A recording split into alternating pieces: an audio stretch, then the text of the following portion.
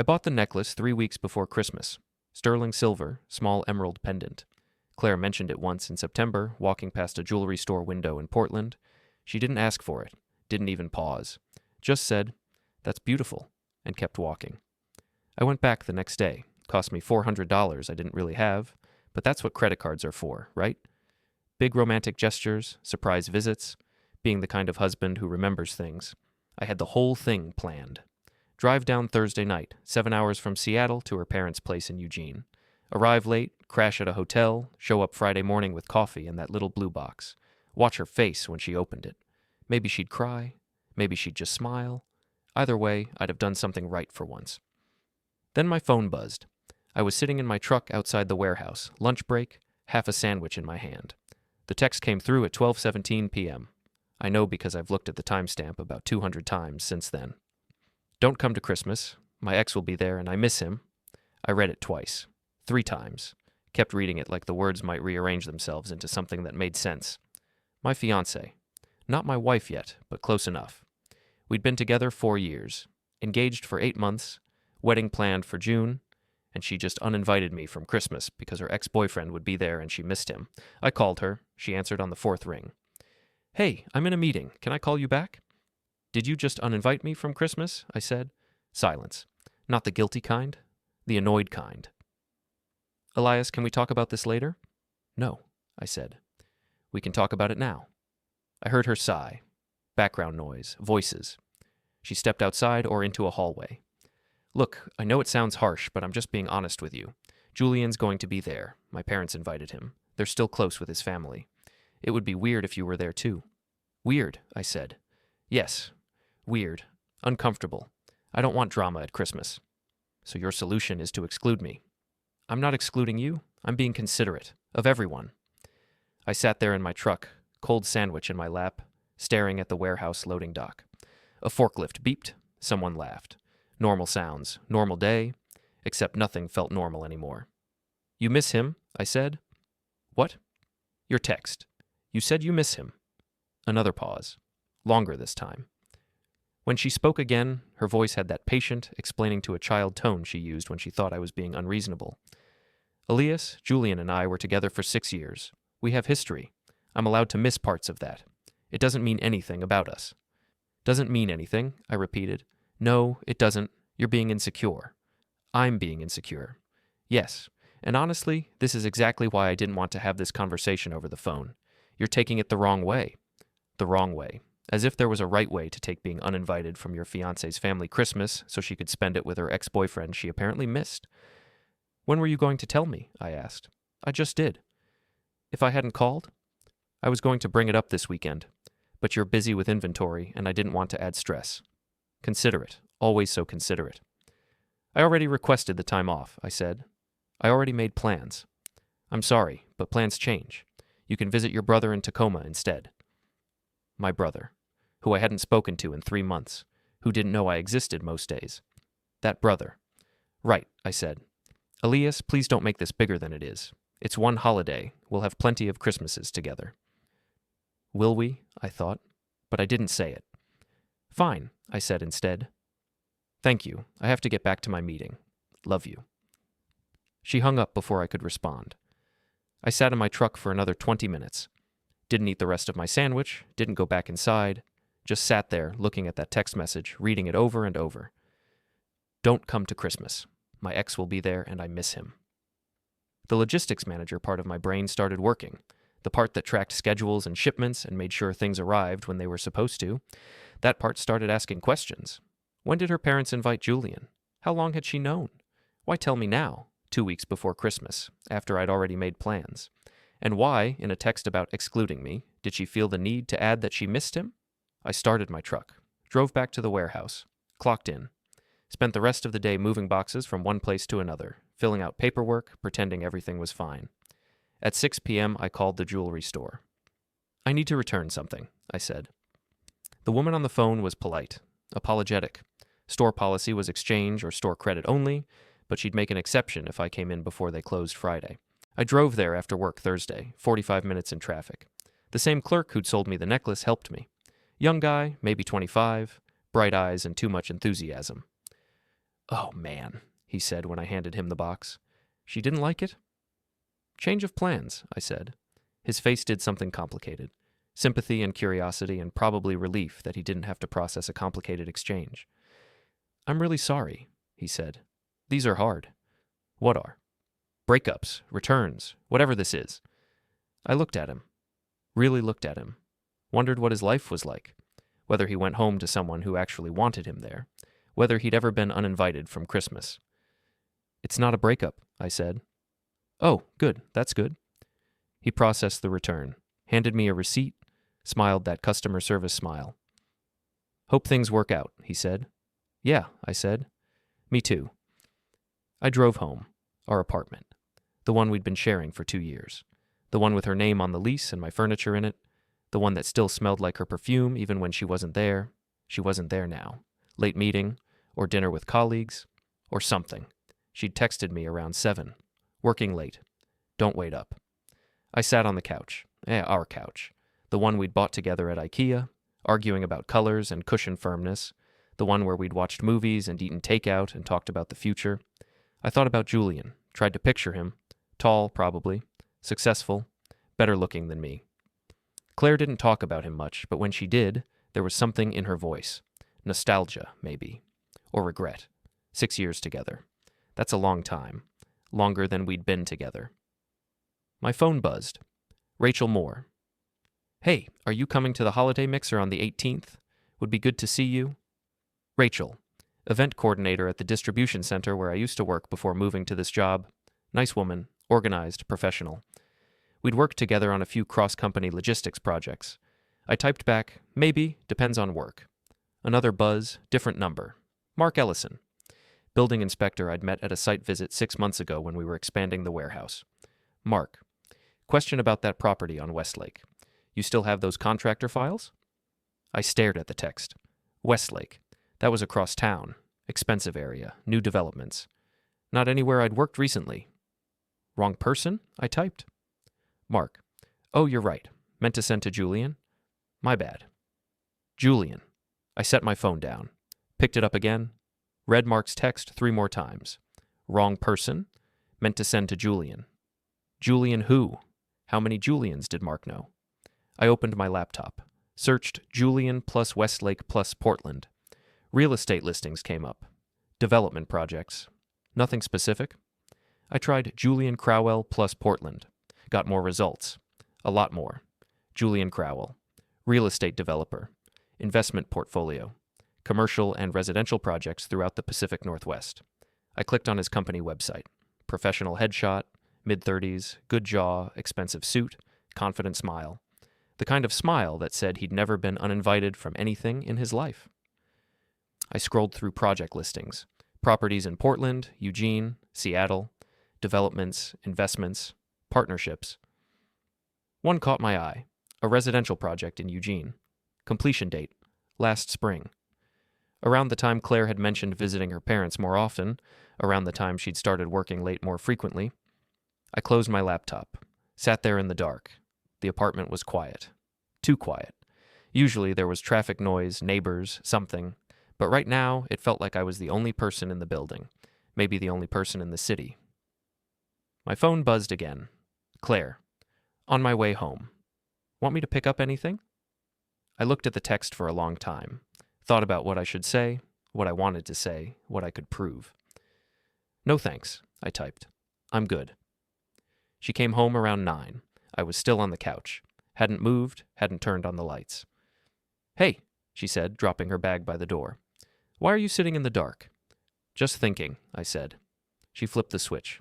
Light flooded the room. She looked tired, or maybe annoyed. Hard to tell anymore. About what? She said. Christmas. Her face did something, tightened, reset. Elias, we already talked about this. I know. Then why are you sitting here in the dark? I returned the necklace, I said. She froze, just for a second, then recovered. What necklace? The one I bought you, for Christmas. You bought me a necklace? Yes. When? November. The one you saw in Portland. The emerald. She blinked. Processing. Then her face softened. Guilt, maybe, or something that looked like it. Elias, you didn't have to do that. I know, but I wanted to. And you returned it? Yeah. Seemed pointless if I wasn't going to see you at Christmas. She sat down next to me, close but not touching. I'm sorry, she said.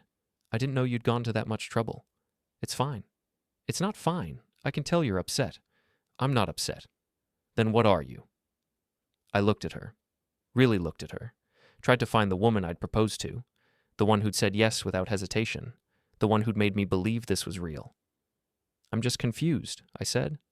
About what? Why now? Why this way? She sighed, leaned back against the couch, closed her eyes. My parents invited Julian 3 weeks ago, she said. They didn't tell me until last week. By the time I found out, you'd already made plans. I didn't know how to tell you without it being a whole thing. So you texted me. I panicked. I'm sorry. And the part about missing him? She opened her eyes, looked at the ceiling. I shouldn't have said that. It was thoughtless. But true. Elias. It's a simple question. Do you miss him? It's not simple. Nothing about this is simple. Try. She was quiet for a long time. When she finally spoke, her voice was softer. Careful. Julian and I were together for a long time. We were supposed to get married. We had a life planned. And then it fell apart. Not because we stopped caring about each other, but because we wanted different things. Sometimes I miss what we had. The ease of it, the familiarity. That doesn't mean I don't love you. Just means you love him more. That's not what I said. It's what you meant. She stood up, walked to the kitchen, poured herself a glass of water. Stood there with her back to me, shoulders tense. I don't want to fight about this, she said. Neither do I.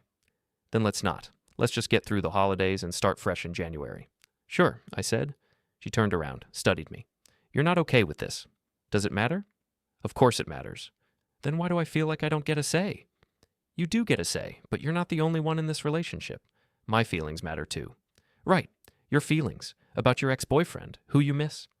You're twisting my words. I'm repeating them. She set her glass down. Hard. Water sloshed over the rim.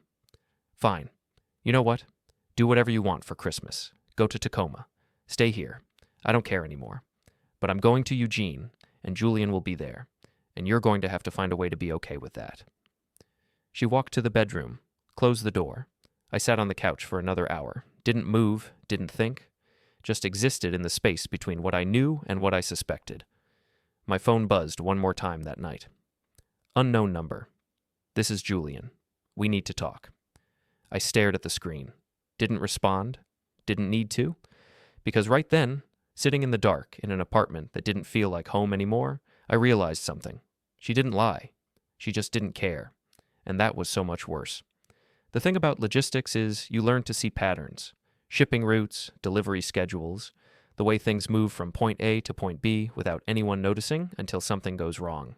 You become invisible infrastructure, the person who makes sure everything arrives on time without ever being acknowledged. I started applying that same thinking to my life, not because I wanted to, because I couldn't stop. Claire left for Eugene on December 22nd, took Friday off, made it a long weekend. She kissed me goodbye Thursday morning like nothing was wrong, like she hadn't just excluded me from her family Christmas, like her ex-boyfriend's text message wasn't still sitting unanswered on my phone. I'll call you Christmas Eve, she said. We'll video chat, open presents together. Sure, I said. You're still upset? I'm fine. Elias. Claire, I'm fine. Go, have fun. Say hi to your parents. She hesitated at the door. Bag in hand, keys jangling. That look on her face like she wanted to say something but wasn't sure what. I love you, she finally said. Love you too. She left. I went to work. The warehouse was quiet that week. Half the staff had taken vacation time. Just me and a skeleton crew processing holiday orders, keeping the machinery running. I volunteered for extra shifts, told my supervisor I didn't have plans anyway. He looked at me with pity. You sure, man? It's Christmas. I'm sure. So I worked. Double shifts Friday and Saturday. 12-hour days surrounded by boxes and forklifts and the mechanical hum of conveyor belts. Went home, slept, went back. Sunday I had off. Woke up at 7 a.m. with nothing to do. Ate cereal, watched television, scrolled through my phone. Claire had posted on social media, photos from her parents' house, Christmas decorations, her mom's famous cookies, her dad wearing a ridiculous Santa hat. And there, in the background of one photo, barely visible but definitely there, Julian, tall, well-dressed, smiling, exactly how I'd pictured him. I closed the app, opened my banking app instead, checked our shared account, the one we'd set up for joint expenses, rent, utilities, groceries. There was a charge from 3 days ago, Thursday morning, right after she left. Gas station in Salem, halfway between Seattle and Eugene. Normal, expected. Another charge. Lunch in Albany, small restaurant, $43. Also expected. But then a third charge. Same day, same town, hotel, $216. I stared at that one for a while. Albany was 2 hours from Eugene, maybe an hour and a half in good traffic. Why would she stop for the night halfway there? She'd left Seattle at 9 a.m. Even with stops, she'd have made it to her parents by evening. I checked the hotel name, looked it up. Boutique place, nice reviews. Perfect for romantic getaways. Could be nothing. Could be she was tired. Needed a break. Decided to split the drive. Except she hadn't mentioned it. Not in her texts. Not in our call Christmas Eve when she'd sounded perfectly relaxed and happy and told me about her mom's terrible fruitcake and her dad's new golf clubs. I took a screenshot, saved it, didn't know why yet. Monday I went back to work. Mark Ellison called around lunch. The building inspector, the guy who'd accidentally texted me about Westlake and Julian. Hey, Elias, got a question about warehouse capacities. Shoot, I said. We talked about square footage and loading dock specifications for 15 minutes, professional, cordial. At the end, he said, by the way, sorry about that weird text last week. Julian and I were discussing a property and I got my contacts mixed up. No problem, I said. Happens. You know him, right? Julian Crowell? I paused. Why would I know him? Oh, I just figured. Never mind. I must be mixing people up again, getting old. What property were you discussing? Something in Eugene. Commercial retail space. He's trying to get permits pushed through before the new year. Real pain in the neck. Honestly, guy's persistent, though. I'll give him that. Eugene? I said. Yeah, college town, right? Decent market. Anyway, I should let you go. Thanks for the info. He hung up. I sat there, phone in hand, pieces clicking together. Eugene. Where Claire's parents lived. Where Claire was right now. Where Julian apparently had business interests. Where Claire had made a hotel stop she hadn't mentioned. I pulled up Julian's company website again, searched his project listings, found the Eugene property, mixed-use development, ground floor retail, upper floor residential, completion date March 2024, 8 months ago. I looked at our shared account again, went back further, May, June, July, started noticing patterns, gas charges in Eugene, multiple times per month, sometimes overnight stays, hotel charges, restaurants, always the same weekend schedule, Friday through Sunday. She'd told me she was visiting her parents, family time, helping her mom with the garden, spending quality time with her dad. Maybe she was, but she wasn't staying at their house. I checked her credit card, the one I wasn't supposed to know about, the one she'd opened separately for emergencies. Found the statements in her email. She'd used the same password for everything. Date of her childhood dog's demise. More hotels, more restaurants, some in Portland, some in Seattle. Never during the week, always weekends. Always when I was working overtime or visiting my brother or giving her space. One charge stood out. Jewelry store, Portland, same one where I'd bought her necklace. Purchased October 14th, amount $612. I'd proposed in August. She'd said yes immediately, cried happy tears, called her mom, posted photos. 2 months later, she'd bought herself jewelry, expensive jewelry, from the same store where I'd bought her engagement ring, or maybe someone had bought it for her. I closed my laptop before I could spiral further, stood up, paced the apartment, told myself I was being paranoid, reading too much into innocent charges, seeing patterns that weren't there, except logistics managers don't see patterns that aren't there. We see exactly what's in front of us.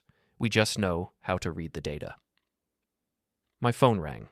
Rachel Moore, the event coordinator. Hey, Elias, just confirming you for the holiday mixer tomorrow night. You're still coming, right? I'd forgotten about the mixer. Annual event at her company. Open invitation for contractors and partners. Free food, cheap wine, forced socializing. Yeah, I said. I'll be there. Great. Looking forward to catching up. It's been too long. She hung up. I stood there wondering why I'd agreed to go, then realized it was because I had nothing else to do. Claire wasn't coming back until the 27th. I had 2 more days of empty apartment and unanswered questions. The mixer might at least be a distraction.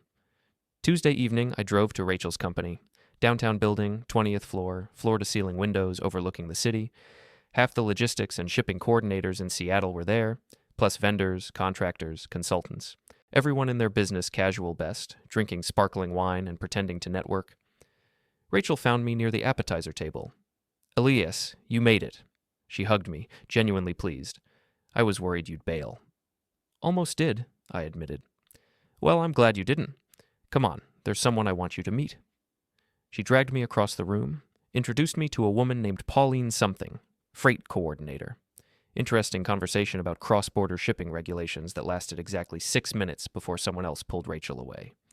I refilled my wine, found a corner, watched people network and laugh and pretend they enjoyed these things.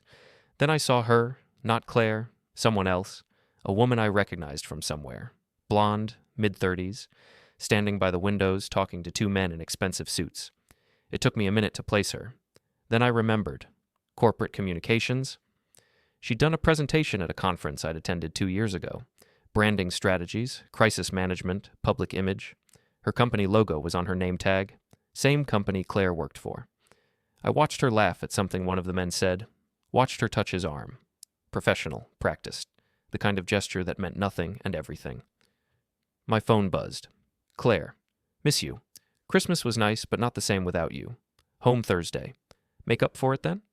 I looked at her text. Looked at the blonde woman across the room, back at my phone. "Sure," I typed. "Can't wait." Rachel appeared again. "You look miserable. Want to leave early? I won't be offended." "Actually," I said. "Who's that woman by the windows? Blonde, blue dress?" Rachel followed my gaze. "Oh, that's Jennifer Ashford, VP of Communications at Meridian Group." "Why?" "Just curious. What does Meridian Group do?" "Corporate communications, PR, crisis management." "Why?" she repeated. "My fiancée works there." "Small world. You should go say hi." "Maybe later." But I didn't. I watched Jennifer Ashford work the room for another 30 minutes, watched her charm and deflect and network with surgical precision, watched her check her phone twice, smile, type something back. Then I left. Drove home through rain that had started while I was inside, streets slick and reflecting headlights, radio playing Christmas songs that made everything worse. When I got home, I opened my laptop again, searched Jennifer Ashford plus Meridian Group, found her professional profile, impressive credentials, 20 years in corporate communications, specializations, brand protection, reputation management, damage control. I clicked on Meridian Group's client list, scrolled through names I recognized, tech companies, financial firms, real estate developers, including Crowell Development, Julian's company. I sat back, stared at the screen. Claire worked at Meridian Group. Jennifer Ashford was VP at Meridian Group. Meridian Group represented Julian's company. "Small world," Rachel had said. "Too small." My phone buzzed again. Unknown number. Same one from before. "Julian. Ignoring me won't make this go away. We need to talk." I looked at the text for a long time. Then I typed back, "About what?" 3 dots appeared. Disappeared. Appeared again. "Julian. Not over text. In person. Why would I meet you?" "Julian. Because Claire deserves better than this." I laughed. Actually laughed out loud. Alone in my apartment, reading a text from my fiancé's ex-boyfriend telling me she deserved better. "Better than what?" I typed. "Julian. Better than someone who doesn't trust her. And you do?" The 3 dots lasted longer this time. "Julian. I know her better than you do. Always have." I set my phone down, walked to the kitchen, poured myself water, drank it, poured another glass. When I came back, there was another message. "Julian. Thursday. 2 p.m. Westlake Commons. Coffee shop on the corner. Don't tell Claire." I didn't respond. Didn't need to, because I was already planning to be there. Thursday came with fog so thick I could barely see 2 blocks ahead. Seattle does that in winter. Wraps itself in gray and cold and makes you forget the sun exists. I called in tired to work. First time in 3 years. My supervisor didn't question it. "You've been pulling doubles all week," he said. "Take the day, you've earned it." Claire came home around noon. I was on the couch, pretending to watch television, when I heard her key in the lock. "Hey," she said, dragging her suitcase inside. She looked good, rested, happy. "I thought you'd be at work." "Took a personal day." "Yeah?" She dropped her bag, came over, kissed me. "Good. I missed you." "Missed you too." She sat next to me, close, her hand on my knee. "My parents say hi. They were disappointed you couldn't make it. I bet. They asked about the wedding. When we're sending invitations, my mom wants to know the venue so she can start planning her outfit. What did you tell her? That we're still finalizing details, which we are. I nodded, kept my eyes on the television. Some morning show, people cooking something festive. How was Christmas? I asked. Nice, quiet. My dad's getting older, you know? Moves slower, but he's happy. Julian make it? She tensed, just slightly, then relaxed. Yeah, he was there. How was that? Fine. We're adults, Elias. We can be in the same room without drama. Good, that's good. She studied me. You're being weird. How am I being weird? I don't know. You just are. I looked at her, straight at her. Did you stay at your parents' the whole time? Her face didn't change. Not really. But something behind her eyes did. Yes. Where else would I stay? Just asking. Why would you ask that? No reason. She stood up, walked to the kitchen, poured herself coffee from the pot I'd made that morning. You're doing that thing again. That passive-aggressive thing where you ask questions instead of just saying what you're thinking. I'm not thinking anything. Yes, you are. You're thinking something about Julian? Should I be? No. Jesus, Elias. How many times do I have to tell you there's nothing going on? You never said there was nothing going on. I implied it. Did you? She set her mug down, hard. What do you want me to say? That I spent Christmas with my family and my ex-boyfriend was there because our parents are still friends? Fine. I said it. Again. Now can we move on? Sure. You don't sound sure. I'm sure. She shook her head, picked up her bag. I'm going to unpack. We can talk later when you're in a better mood. She disappeared into the bedroom. Oh, I heard drawers opening, hangers sliding, normal sounds of someone settling back into their life. At 1:30, I stood up. I'm going out, I called. Where? Just out. Errands. Want company? No, won't be long. I left before she could ask more questions. Drove to Westlake Commons, parked 3 blocks away, walked the rest. The fog had lifted slightly, but everything still felt muted. Gray sky, gray buildings, gray people hurrying past. The coffee shop was corner unit, big windows, modern industrial interior. I got there at 1:50, ordered black coffee, found a table near the back where I could see the door. Julian arrived at 2:03. Taller than I expected, better dressed, confident stride like he owned whatever room he entered. He saw me immediately, walked over without ordering, sat down across from me. Elias, he said. Julian. We looked at each other, 2 men who loved the same woman sizing each other up. He spoke first. Thanks for coming. You said we needed to talk. We do. So talk. He leaned back, studied me like I was a spreadsheet he needed to interpret. How much do you know? About what? Don't play dumb. It's insulting to both of us. I sipped my coffee, said nothing. Fine, he said. I'll go first. Claire and I never stopped talking. When she started seeing you, we agreed to keep distance, respect boundaries. But we stayed in touch. Occasional texts, updates, nothing inappropriate. Define inappropriate. Not romantic, not intimate, just familiar. We spent 6 years together, Elias. You don't just erase that. And recently? Recently things got complicated. How complicated? He shifted. First sign of discomfort. She's confused. About what she wants. About who she wants. And you're here to what? Tell me to back off? I'm here to tell you the truth, which is more than she's doing. I set my coffee down, folded my hands. What truth? That she's been seeing me, not just at Christmas, for months, maybe longer. Prove it. He pulled out his phone, scrolled, turned it to face me. Text messages, screenshots, dozens of them. Claire's name at the top, timestamps going back to July. Miss you. Can't stop thinking about yesterday. Tell me this isn't a mistake. I love him, but I love you too. I read them, everyone. Didn't let my face show anything. Could be fake, I said. They're not fake. Could be anyone. It's her number. Check if you want. I did. Pulled out my phone. Compared. Same number. Why are you showing me this? I asked. Because she's not going to tell you, and you deserve to know. Decent of you. I'm not trying to be decent. I'm trying to be honest. Honest would have been not messing with an engaged woman. She came to me, he said, after you proposed, said she wasn't sure, needed to talk. 1 conversation turned into 2.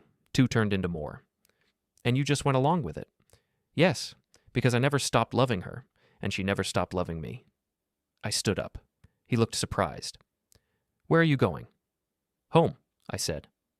That's it? That's your response? What do you want me to say? Thank you for confirming my fiancé's cheating? Congratulations on winning? I'm not trying to win. I'm trying to do the right thing. The right thing, I repeated. You want to know what the right thing would have been? Staying away from her when she got engaged. But you didn't. So don't pretend you're some noble truth teller. You're just another guy who wants what he can't have. I walked out. Didn't look back. Drove home in silence. No radio, no thoughts. Just the mechanical motion of driving. Turn signal. Brake. Accelerate. Park. Claire was in the living room when I got home, laptop open, working. That was fast, she said. Get everything done? Yeah, I said. Everything's done. I went to the bedroom, closed the door, sat on the edge of the bed. My phone buzzed. Julian. I'm sorry, but you needed to know. I blocked his number, opened our shared bank account, started screenshotting every suspicious charge, every hotel, every restaurant, every unexplained expense, opened her email, the one with the weak password, downloaded every message between her and Julian, every photo, every confirmation number, built a file, organized, chronological, methodical. The logistics manager in me knew how to document evidence, how to create a paper trail, how to prove what happened when. I worked for 3 hours. Claire knocked twice asking if I was okay. I said I was fine, just tired. She didn't push. By evening I had everything, complete timeline, irrefutable proof, dating back 10 months, starting 2 weeks after our engagement. 10 months of hotels and lies and excuses. 10 months of working late and visiting family and you're being insecure. I closed my laptop, sat in the dark. And that's when I realized something. I wasn't sad anymore. I was something else, something colder, something that knew exactly what it was going to do. The thing about revenge is it requires patience, strategy. The same skills I use tracking shipments and managing inventory. You don't rush, you don't make noise, you just quietly rearrange things until everything's exactly where you need it. Friday morning I got up early. Claire was still asleep. I made coffee, checked my files. Everything organized and backed up in 3 separate locations. Cloud storage, external drive, email drafts to myself. Then I called Rachel. Hey, I said. Remember at the mixer when you mentioned Jennifer Ashford? The VP from Meridian. Yeah, why? Does she handle crisis management? That's literally her specialty. Why? Just curious. Thanks. I hung up before she could ask more questions. Next call. Mark Ellison, building inspector. Mark, it's Elias. Quick question about that Eugene property you mentioned. The Crowell development one? Yeah, what's the status on permits? Still pending. Why? I might have a contact who can help. What's the holdup? Structural concerns, safety regulations, city councils being difficult. Happens with commercial mixed use. Too many stakeholders. Who's the project manager? Some guy from Crowell's office. Julian handles most of it directly, though. Micromanager type. Got a timeline? Supposed to break ground in February, but between you and me, with these permit issues, I'd be surprised if they start before summer. Interesting? Why the interest? Just gathering information. For what? For later. Thanks, Mark. I hung up. Made notes, timeline, players, pressure points. The development in Eugene was important to Julian. Important enough that he was personally managing it. Important enough that delays would cost him money and credibility. Good to know. Claire emerged from the bedroom around 9. Shower damp hair, yoga pants, oversized sweater. She looked young, vulnerable, not like someone who'd been maintaining a parallel relationship for 10 months. You're up early, she said. Couldn't sleep? Everything okay? Fine. She poured coffee, sat across from me. You've been weird since I got back. Have I? Yes. Distant, like you're thinking about something else. Just work stuff. It's Friday. You're not working today. I know. She sipped her coffee, watched me over the rim. Did something happen while I was gone? Like what? I don't know. You tell me. I met her eyes, held her gaze. Nothing happened. Everything's fine. You're lying. Am I? Yes. You do this thing where you won't look at me when you're lying. Except right now you're looking directly at me, which means you're lying about lying. Smart. She'd always been smart. I'm tired, I said. That's all. Of what? Just tired. She set her mug down. Elias, if something's wrong, tell me. We're supposed to communicate. Like you communicated about Julian. There it was, the thing I'd been holding back, out in the open. Her face went carefully neutral. What about Julian? You tell me. There's nothing to tell. You sure? Yes. Why are you asking? Because he texted me, asked to meet. She went very still. When? Yesterday. And? And we met. He had interesting things to say. What things? About you, about him, about the last 10 months. She stood up, paced to the window, back. What did he tell you?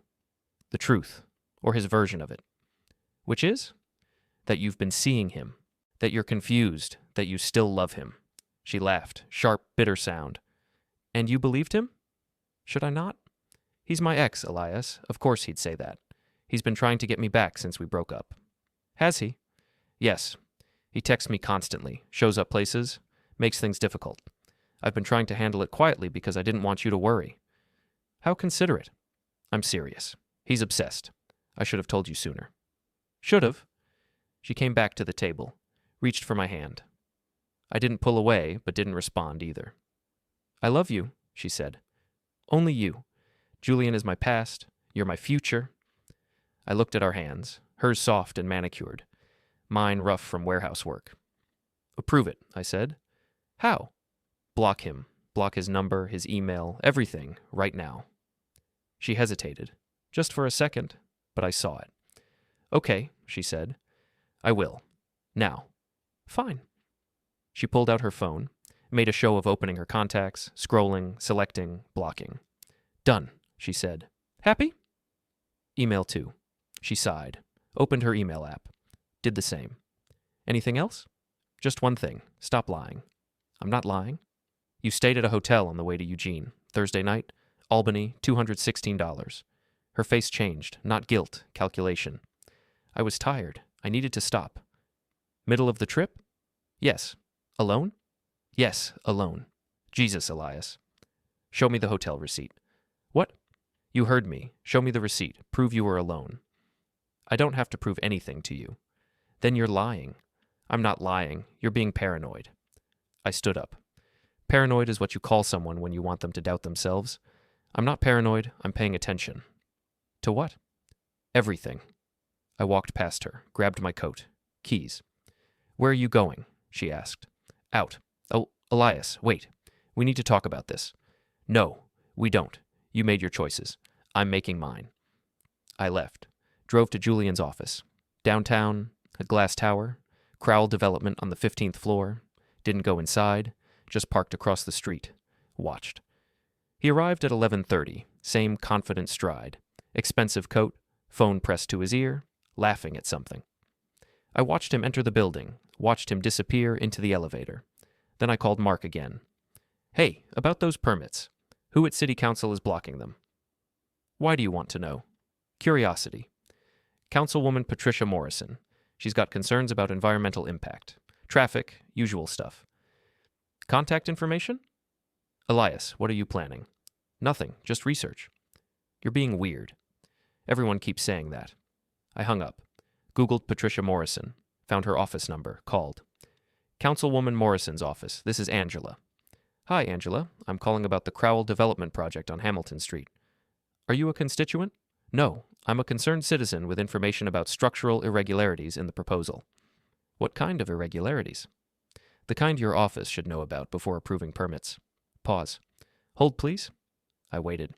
Watched Julian's building. Watched people come and go. This is Patricia Morrison. Who am I speaking with? Someone who works in logistics and safety compliance. I've reviewed the Crowell development plans. There are issues that weren't disclosed in the permit application. What issues specifically?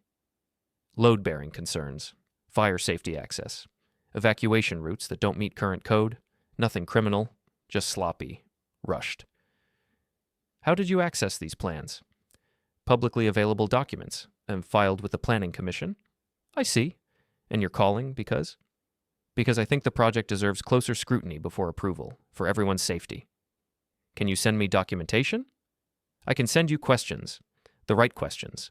The ones your inspectors should be asking. Another pause. What's your interest in this?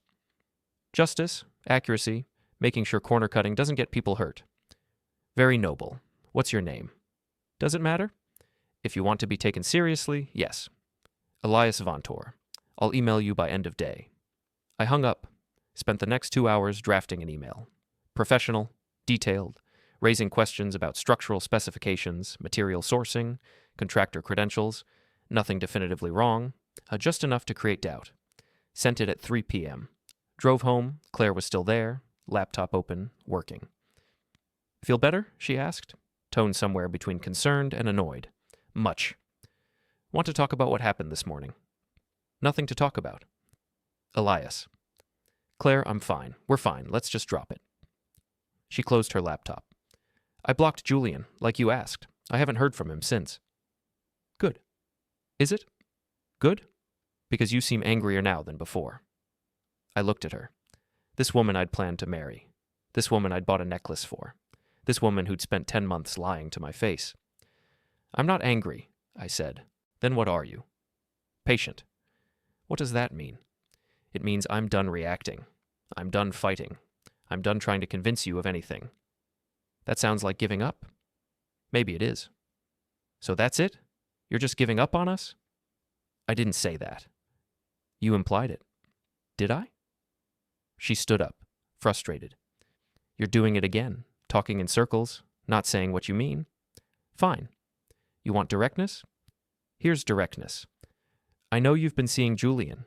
I know about the hotels and the texts and the lies. I know everything, and I'm not fighting for you anymore. I'm just waiting. Waiting for what? For you to decide. Him or me, because I'm done competing. Her face went through several expressions: surprise, denial, calculation, fear. There's nothing to decide, she finally said. I choose you. Do you? Yes. Prove it. How? Be honest, about everything, start to finish. Tell me the truth and maybe we can fix this. She sat back down, looked at her hands. I slept with him, she said quietly. Twice. Once in October, once last week. There it was, out loud. Real. I felt nothing. Where? The hotel in Albany, and one in Portland. Why? Because I was confused, because he reminded me of who I used to be, because it was easy. And me? You're good, you're stable, you're everything I should want. But Julian is everything I do want. Then why are you still here? Because I love you too. I know that doesn't make sense, but it's true. It doesn't make sense. I know. I stood up, walked to the bedroom, started packing. What are you doing? She asked from the doorway. Leaving. Where are you going? Hotel. Friend's place. Doesn't matter. Elias, wait. We can work through this. No, we can't. Please. You made your choice, Claire. You made it 10 months ago. I'm just catching up. I packed enough for a week. Grabbed my laptop, files, everything I needed. I'm sorry, she said. I know. I do love you. I know that too. I walked past her. She grabbed my arm. Don't go like this. How should I go? I don't know, just not like this. I pulled free gently. Take care of yourself, Claire. That sounds like goodbye. It is. I left. Drove to a hotel near the warehouse. Checked in. Sat on the edge of the bed in a generic room that smelled like cleaning products and other people's lives. My phone rang. Claire, I didn't answer. Rang again. Julian, still blocked. Third time. Rachel, I answered. Hey, are you okay? She asked. Someone said they saw you at Crowell Development's building this morning. Just passing through? Elias, what's going on? Nothing good. Want to talk about it? Not really. Fair enough. But if you need anything, call me. Seriously. Thanks, Rachel. I hung up, opened my laptop, reviewed my files, everything documented, everything organized, every lie, every hotel, every moment she'd chosen him over me while wearing my ring, and I started planning the final move, the one that would make sure neither of them forgot me. Saturday morning, I woke up in a hotel room that could have been anywhere. Generic art, stiff sheets, air conditioning that hummed too loud. I lay there for 20 minutes before getting up. No rush, no schedule, just the cold certainty of what came next. I showered, dressed, made coffee from the machine in the corner. Tasted like plastic, but I drank it anyway. My phone had 17 missed calls, 12 from Claire, 3 from Julian, 2 from numbers I didn't recognize. I blocked Claire's number, then I called Mark. Hey, did Patricia Morrison reach out to you yet? Yeah, yesterday afternoon. She wants a full reinspection of the Crowell site. Elias, what did you tell her? Just raised some questions about safety compliance. Those weren't questions, they were accusations. Julian's losing his mind. His permits are frozen until after the new year, maybe longer. That's unfortunate. Is it? Because it seems like maybe you wanted that outcome. Public safety is everyone's responsibility. Right. Look, I don't know what's going on between you and Crowell, but be careful. He's connected, rich. He can make things difficult. So can I. I hung up. Next call. Rachel. I need a favor, I said. Okay? Jennifer Ashford, the VP at Meridian. Can you get me her personal email? Why? I have information she needs about a client of hers. Elias, this sounds like a bad idea. Probably is. I'm not giving you her email if you're planning something vindictive. I'm not planning vindictive. I'm planning honest, she sighed. Fine. But if this blows back on me, I'm denying everything. She texted me the email 10 minutes later. I opened my laptop. Started drafting. Subject, regarding Crowell development. Urgent Ms. Ashford. I'm writing to inform you of a situation that may impact your client Julian Crowell's professional reputation. As someone who works in corporate crisis management, I believe you'll want to review this information before it becomes public. Attached, you'll find documented evidence of personal conduct that conflicts with the professional image Crowell Development maintains. This includes a pattern of inappropriate relationships with engaged individuals, hotel records, communication logs, and financial transactions. I'm not seeking legal action or media coverage. I'm simply ensuring relevant parties are aware of facts that may influence their professional associations with Mr. Crowell. Please review at your earliest convenience. Elias Vantor. I attached everything, every screenshot, every receipt, every text message, 10 months of documentation, organized chronologically, annotated with timestamps and locations. Clicked send, didn't hesitate. The thing about corporate communications professionals is they live in fear of scandal. They manage reputations, protect images. When something threatens a client's standing, they act fast. Jennifer Ashford would read my email within hours. She'd verify the information, she'd recognize the risk, and she'd distance Meridian Group from Julian faster than he could spin a story. Next email, Eugene City Planning Commission, similar subject line, similar documentation, different angle. This time focusing on the timeline, how Julian's personal life overlapped with permit applications, how he'd been spending time in Eugene not just for business, but for other reasons, how that raised questions about his priorities and judgment. Not illegal, just unprofessional, just enough to make bureaucrats uncomfortable. Sent. Third email, Julian's business partners. Found their contact information through public records and LinkedIn. 3 investors in Crowell Development. People who'd put money into his projects expecting professional conduct and reliable returns. Same documentation, same timeline, same message. Your partner's personal decisions may impact your financial interests. Sent to all 3. Then I waited. Didn't have to wait long. Jennifer Ashford responded within 2 hours. Mr. Vantor, thank you for bringing this matter to our attention. Meridian Group takes professional conduct seriously. We will review this information and take appropriate action. Professional. Cold. Exactly what I expected. The City Planning Commission didn't respond. Didn't need to. Mark called me at noon.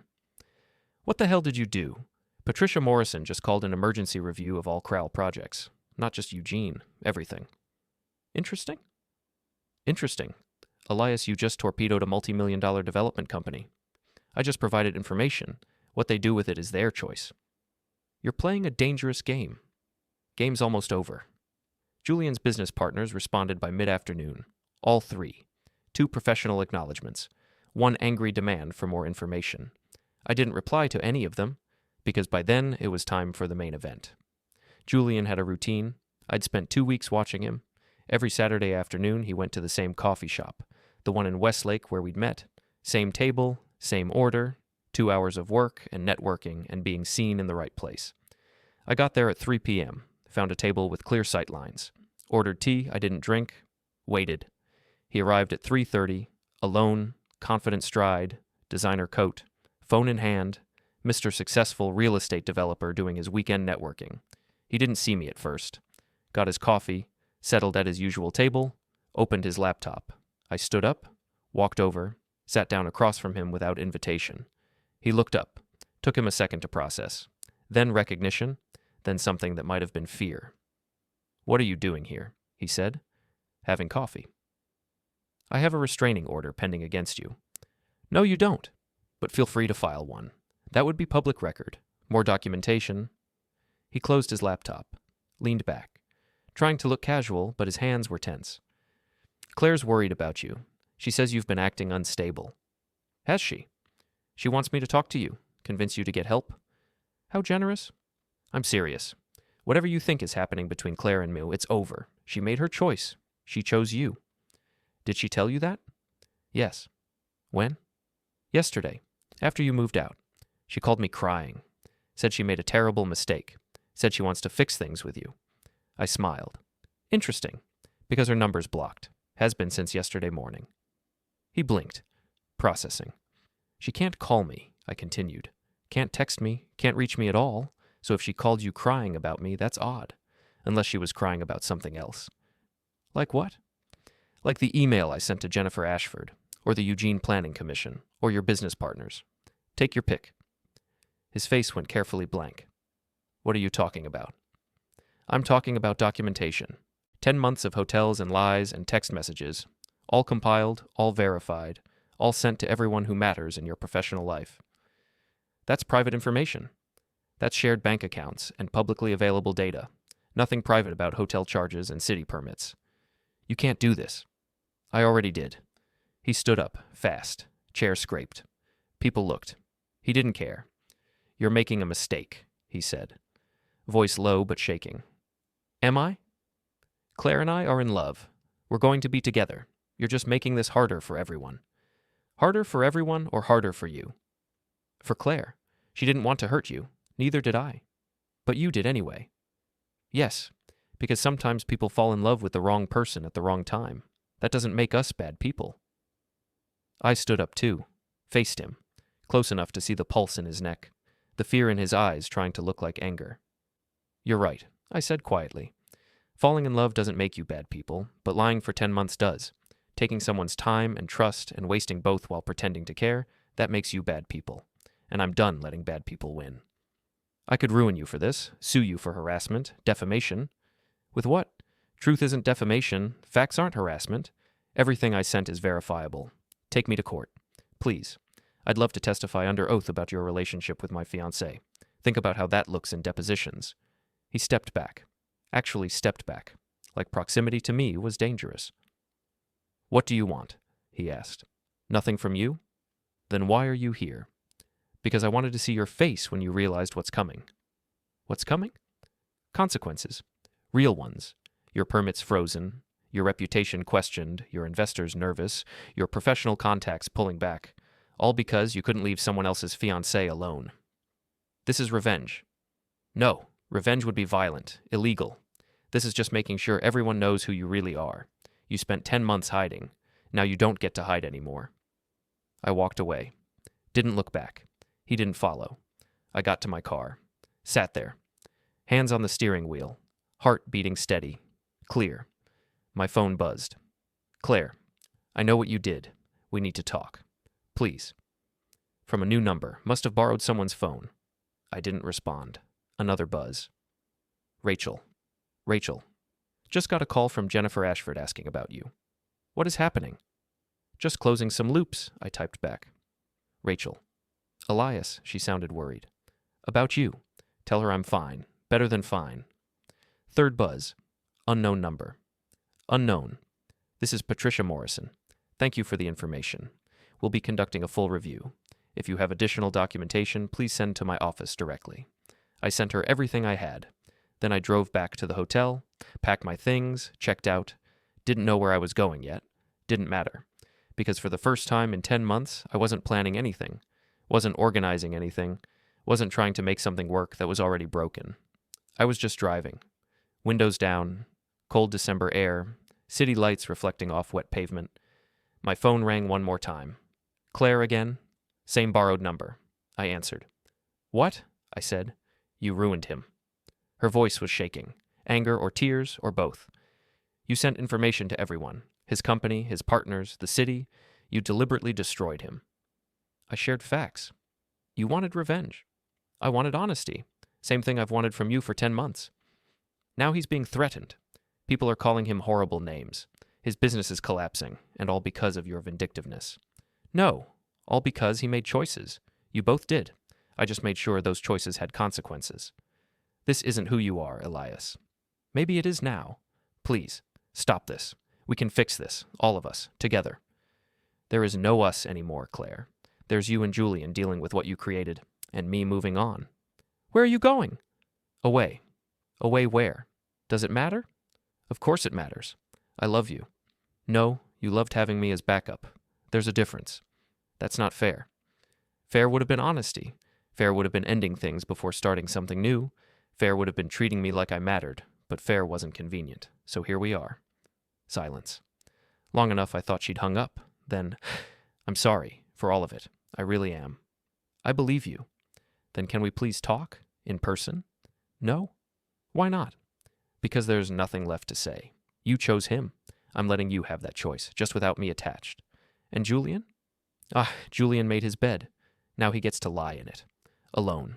With a failing business and a reputation he earned. Same as you earned yours. What does that mean? It means Meridian knows about you too. About us. About the lies. Jennifer Ashford doesn't represent people who compromise client relationships. You think she's going to keep you employed after she finds out you've been involved with a client's developer while planning a wedding to someone else? Another silence. You sent them information about me?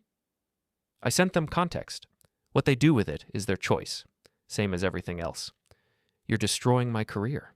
No, I'm just no longer protecting you from your own decisions. I hate you. That's fair. I hope you're happy. I'm not happy, but I'm not miserable either. I'm just done. I hung up, blocked that number too, drove until I hit the interstate, kept driving, north, away from Seattle, away from Claire, away from everything that had been my life for 4 years. Rain started around midnight. Heavy, cold, relentless. I pulled over at a rest stop, sat in my truck watching water stream down the windshield. My phone buzzed one last time. Mark Ellison. Mark. Don't know what you did, but Julian just fired his entire legal team. Word is City Council is investigating fraud allegations. You okay? I'm fine, I typed. Thanks for checking. Mark. For what it's worth, I think he had it coming. Yeah, he did. I set my phone down, turned off the engine, sat in the quiet dark listening to rain and wind and nothing else. Somewhere behind me, Claire was probably crying. Julian was probably panicking. Their perfect little arrangement was probably burning down around them, and I was here, alone, free, cold, but not empty, because I'd done what I needed to do, made sure truth had teeth, made sure choices had weight, made sure they understood what it cost to treat someone like they didn't matter. Maybe that made me vindictive, maybe it made me cruel, or maybe it just made me someone who stopped accepting less than he deserved. I started the engine, pulled back onto the interstate, drove into the rain and the dark and whatever came next. Behind me, the city lights faded. Ahead was just road, and that was enough.